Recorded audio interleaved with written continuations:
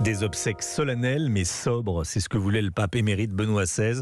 Son vœu a été exaucé ce matin sur la place Saint-Pierre de Rome, sous les yeux du monde entier. Antonino Gallofaro, bonjour, vous êtes le correspondant d'Europe 1 en Italie.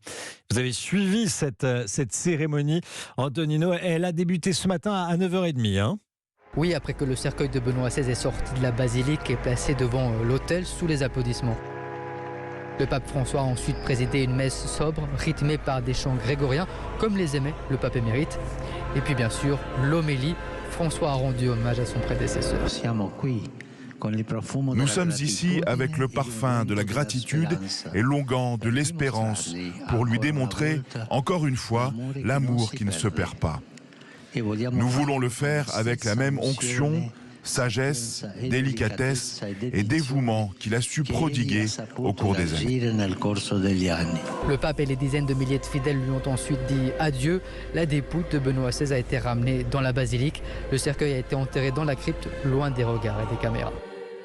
Antonino Gallofaro, correspondant d'Europe 1 en Italie. Quelques chiffres qui en disent long sur la place qu'occupait le pape Benoît XVI dans le monde catholique.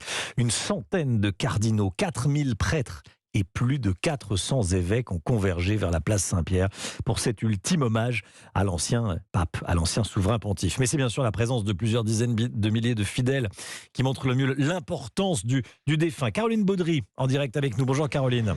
Bonjour à tous. Vous avez rencontré quelques-uns des fidèles qui ont fait le déplacement pour dire adieu, au pape, à l'ancien pape Benoît XVI.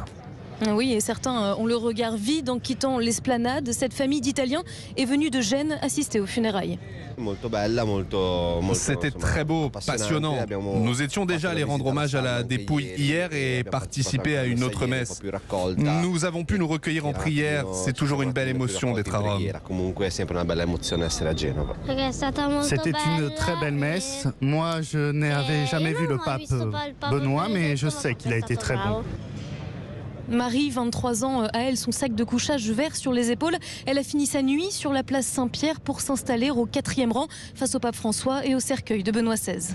J'étais très touchée par les exclamations de la foule Sancto Subito et Viva el Papa, hyper émue quand le cercueil est parti parce qu'on a perdu un père et grand-père. Elle ramène à Paris son livret de messe en souvenir et espère que le pape de son enfance, dit-elle, sera proclamé saint. Caroline Baudry, envoyée spéciale d'Europe 1 à Rome.